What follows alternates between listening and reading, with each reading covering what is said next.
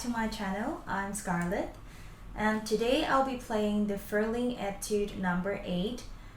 This is commonly played by the oboist and the saxophonist. I love this etude because it's technically challenging and also musically challenging as well. So today I'll be playing with you step by step, and let's find out together how to make this etude sounds great. Let's get started.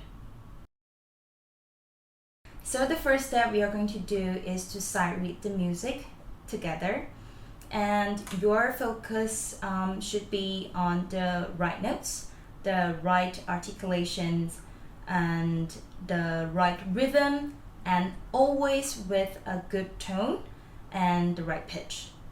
Okay, so along the way you may find you need to find a different alternative fingerings. Feel free to stop and then mark it in your music, and then remind yourself, like every time you see this note, use the alternative fingering instead, because that will speed up your learning progress as you go on, because you don't want to always go back to the same thing, right? We want to make sure the very first time we do it, we are on the right track. Okay, so no metronome, we're just gonna play this very slow, and let's check out together which fingering works best. And as you can see, the first 4 notes, I will not use the front C because it's going dee da dee da da, and if it goes at the 120 speed, it's going to be too fast. Da da da da da. Instead, I'll use the side key, the TC. Okay.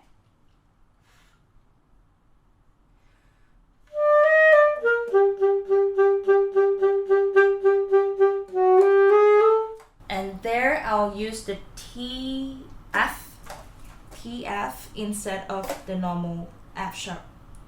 So the dee da, you add instead of you switch the note. Okay.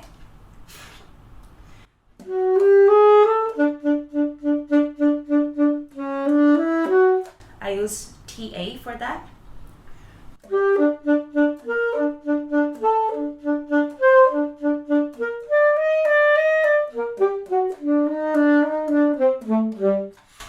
And there I'll also use the TC for both high C and the normal C. Go on.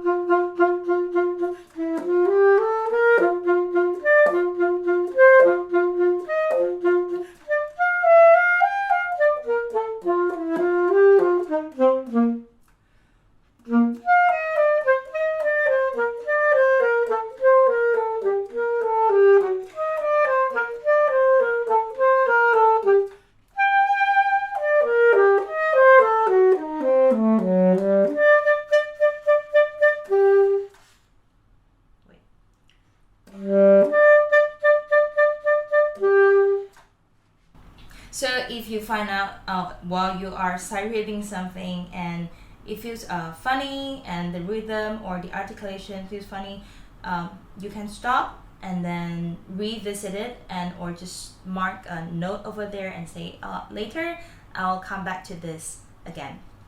Okay, let's move on.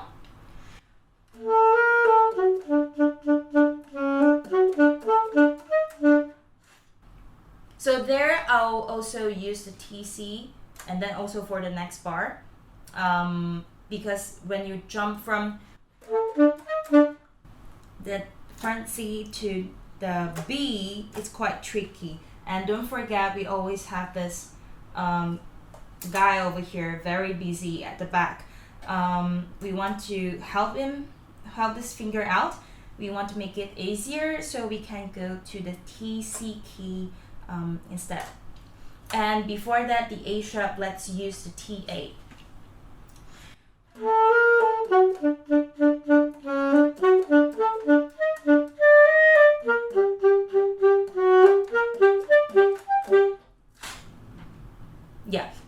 every time you jump from an octave and then to the side key, make sure that your right hand is always prepared to jump up to the side key, right?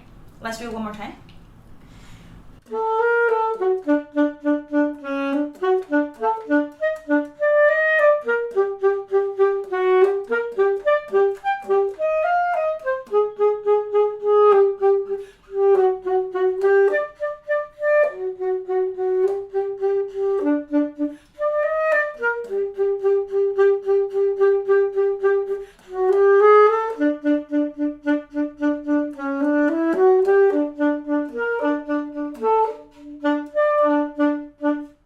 So you will notice that this 3 bars is actually repeating the first 3 bars. So once you can analyze it while you are sight reading, then it also helps you when you speed up, because you definitely don't need to practice that passage over and over because you already played at the beginning. All right, let's move on.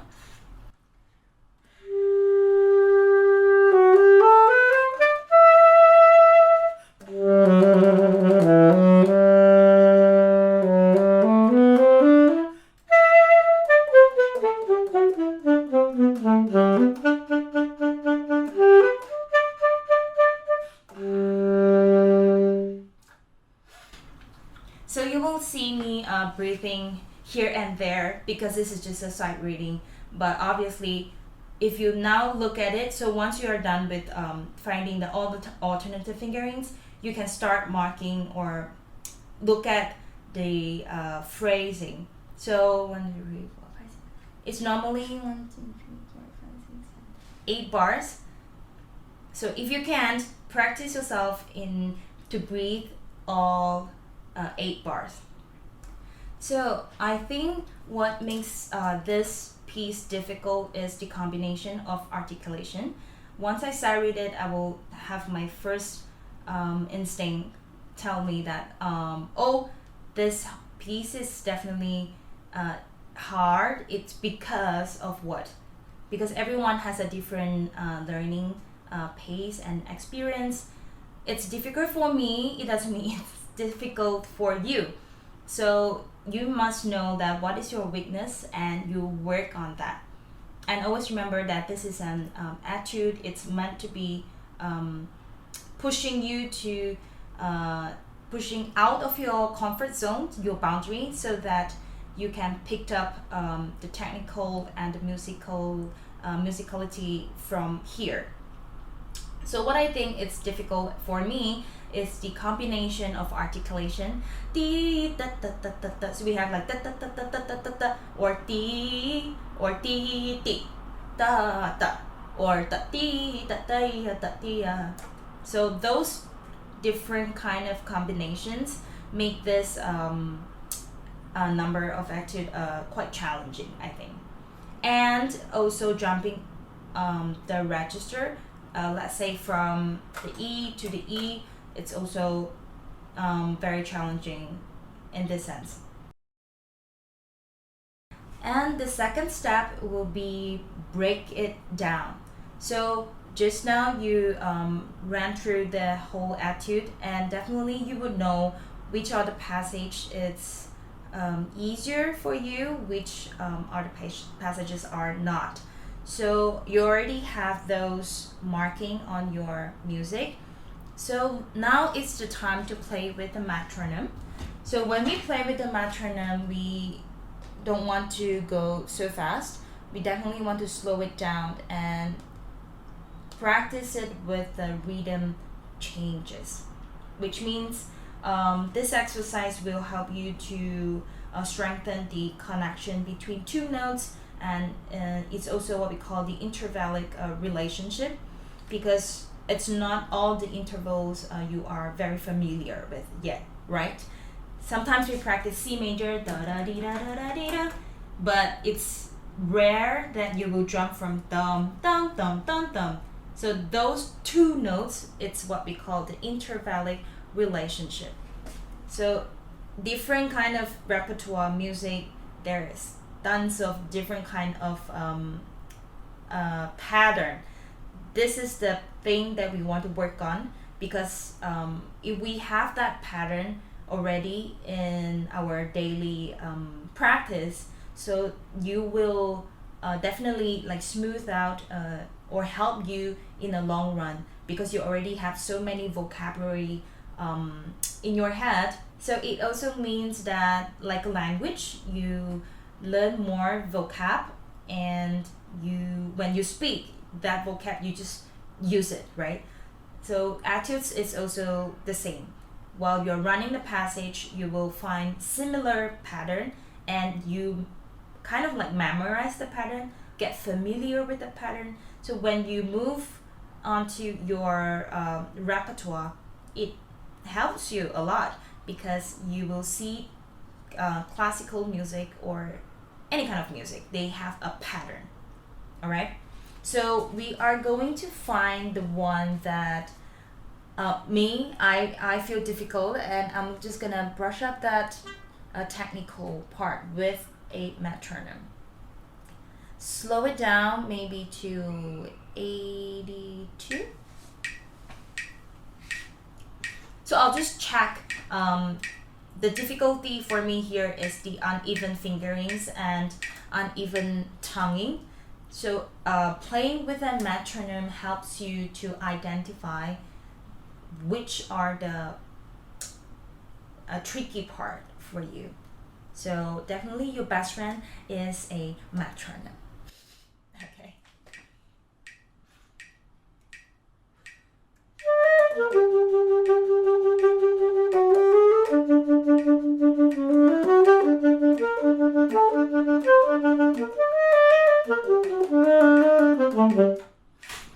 So I feel like when I go to the side key, it doesn't sound too even,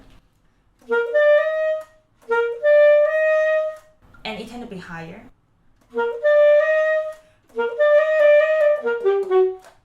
So what I would do here, if it's an uneven fingerings, you can do this. Put it at 82 and one beat.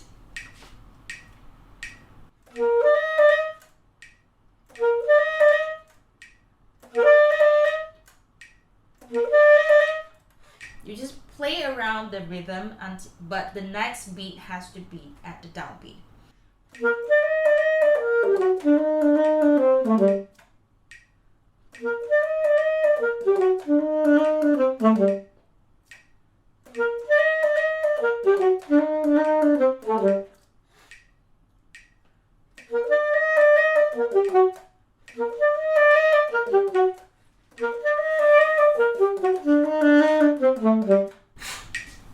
And I will speed up. You can do every 5 clicks, or you can do every 10 clicks. But if you are a beginner, I'll recommend you to try every 5 clicks. Okay, but I'll jump for 10 clicks for now. Okay.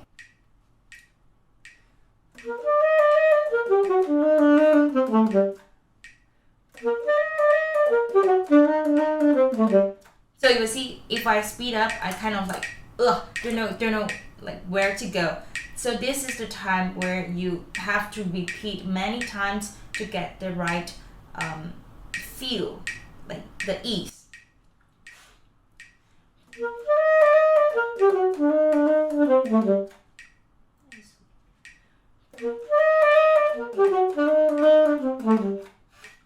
I'll speed up again. 92.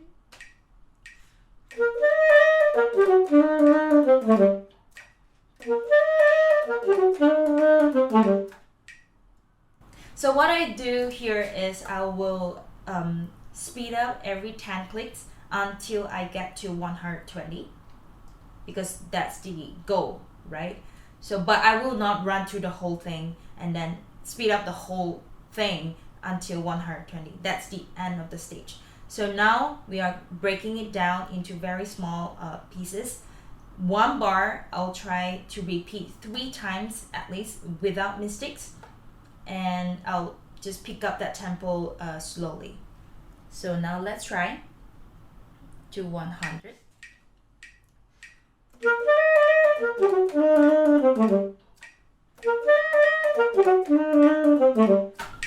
I'll play the original rhythm.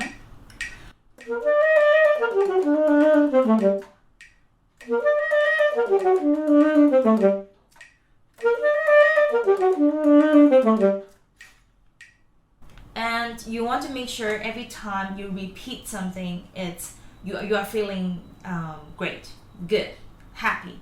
You don't want to feel like tension on your muscle. If you are feeling that, please stop and take a break, and then come back later and continue. Okay. And now 110.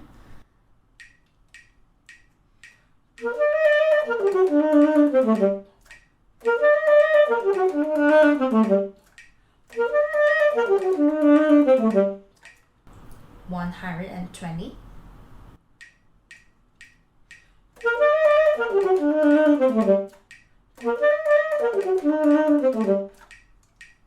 You will see if you change the rhythm, it actually makes it harder. That means that you are pushing yourself beyond the boundaries to make it difficult. So when it comes back to the even rhythm, you will feel easy, right? And make sure every time you play or repeat something, you are singing it instead of just the note, the note, the note. Okay?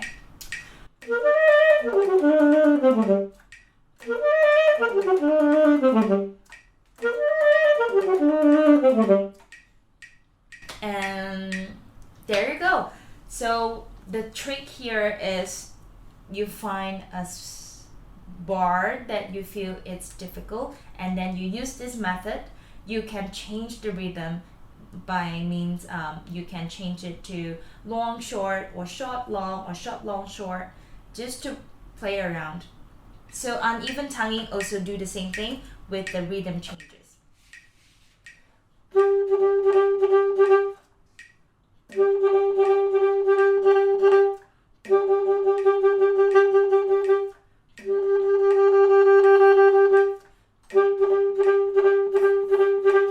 And then you speed up.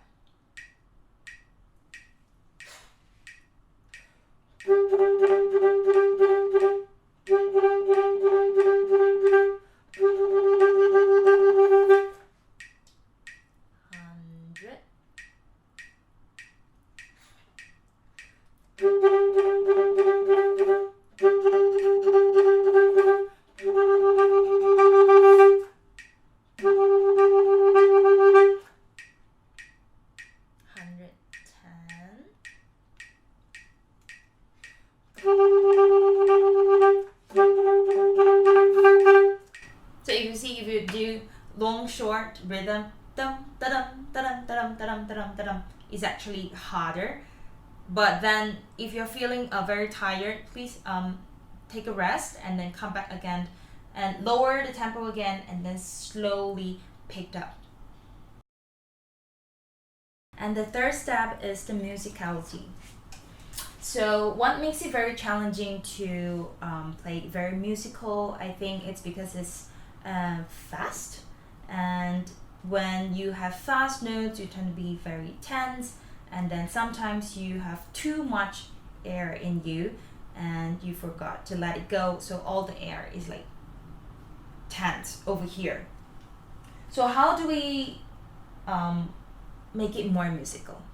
So for example, if you see slur, it's actually already written for you. It's very precise.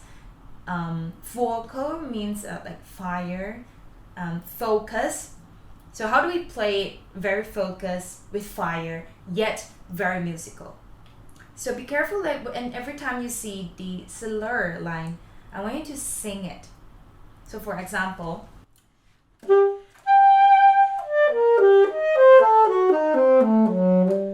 it's always with the direction instead of. Do you hear a difference? Compared to.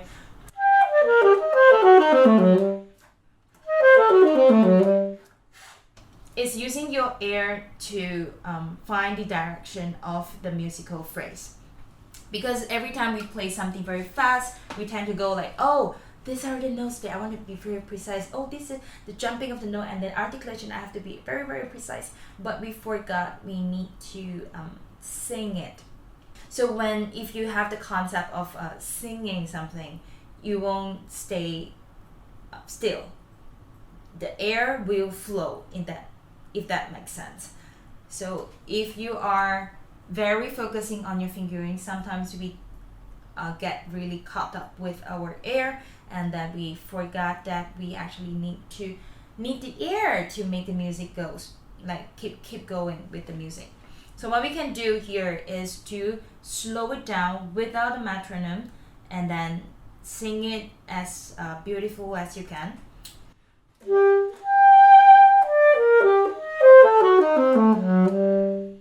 So do it a few more times, and then we're gonna play it with a metronome, but very musical.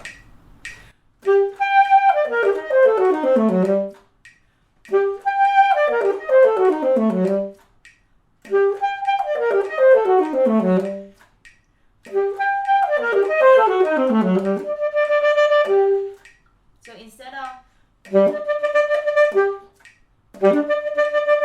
I will do, it's always moving forward.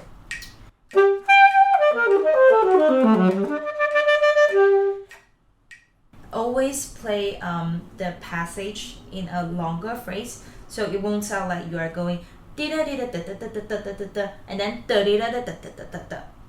look at 8 bars instead of 1 bar, 1 bar, and 1 bar. So while you are practicing, of course, you need to break it down into single bars. But at the third step, which is the musical stage, you need to be able to make the music flow. Try to look at 1 bar, and then 2 bars, and then 3 bars, 4 bars, until you have 8. And you always polish that first 8 bars before you move on to the next one. But you have to understand that some passage might not come at ease as compared to the other passage, because they are simply maybe technically difficult. So what we can do is give yourself a timeline, or do you have journaling habit? I have that, so I will write it down which are the things that I do good with this passage and which are not. So when I revisit it, maybe tomorrow, I'll go straight into what I'm not good at, instead of keep repeating the one that I already achieved, if that makes sense to you. So the first 8 bars, once you're done, you can say like, oh, like save file, you can put it aside, and then go on to the next 8 bars, and then from there, sing it, longer phrase, and make it sound great. And step number 4 is repetition. Repetition is key because it allows us to develop our sense of memory, which have the auditory memory, listening, and muscle memory, and different senses, and our cognitive memory, which is you analyze it, and you know the structure, and you know which key they are in. And obviously this is a tonal music, so it's easier compared to the atonal one. So if you are bringing this to the next step, which is performing it, repetition will help you to build all this, develop all the senses. Okay, repeat it, but in the right way. If you find yourself having ache on the body, like you're not feeling well, and some fingerings are very tense and you are not doing it right, after you have tried it many times. Many times can be a week, daily practice, or a month. You need to practice a lot to be able to pinpoint which are the things that you need to improve. So if you're practicing at home, I would encourage you to try it many times, and but not too ambitious at the first try. Try to just go very slow. Maybe you can drop it down to even 72, but when you repeat it, like let's say first 8 bars and then the following 8 bars and the following 8 bars, they're all good. So link them together so they are in one big picture. And then you repeat this big picture many times, as if you are playing every time you play for the first time, if that makes sense to you. So if you are really aiming to learn this instrument and then bring it to the next stage, I really encourage you to repeat what you do. And this repetition will just help you to get familiar with the instrument, with the music, and you will have a lot of fun, I guess. And finally, the last step is to record yourself, like what I'm doing it right now. So this series is called Practice With Me. So I really wish that to inspire people to practice together, because we know that if you are a working adult or you are not a professional musician, playing an instrument, it actually takes a lot of time and a lot of just energy, and you need patience, because it's not the thing like you practice for the first time and then you'll get it. But if you have the passion, picking up an instrument and play it, don't worry, I'm here to practice with you. So I hope that to recording yourself, and when you listen it back, you will know, oh, actually I sound like that. Because every time when we play something, we might not be aware of like what kind of sound we are making. So recording it and listen it back is actually very crucial practice if you want to bring it to a higher level. And if you do not have a music teacher with you to tell you what you should be doing and what you should not, recording yourself is actually very good. And do a video instead of just audio, and because that way you can see yourself, like, are you moving your shoulder when you breathe? Are you standing it properly when you play? Or is your muscle tense while you play? So all this little things, you can be your own teacher. But if you need any tips or help, feel free to leave down the comment below, and I'll try to share my experience with you.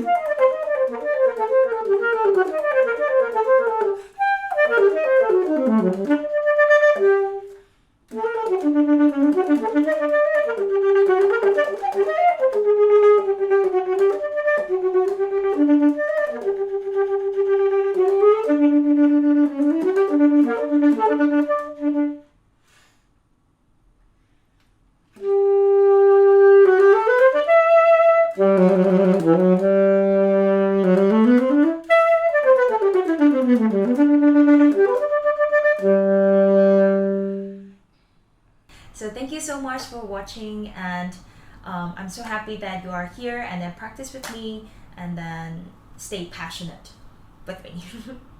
And if you like my videos, you may subscribe to my channel and let me know what kind of etudes you are working on, or any kind of skills, or any music, or it can be jazz. Yeah, anything that you would like to share with us, feel free to leave down a comment below. Happy practicing, and I'll see you again next time. Bye!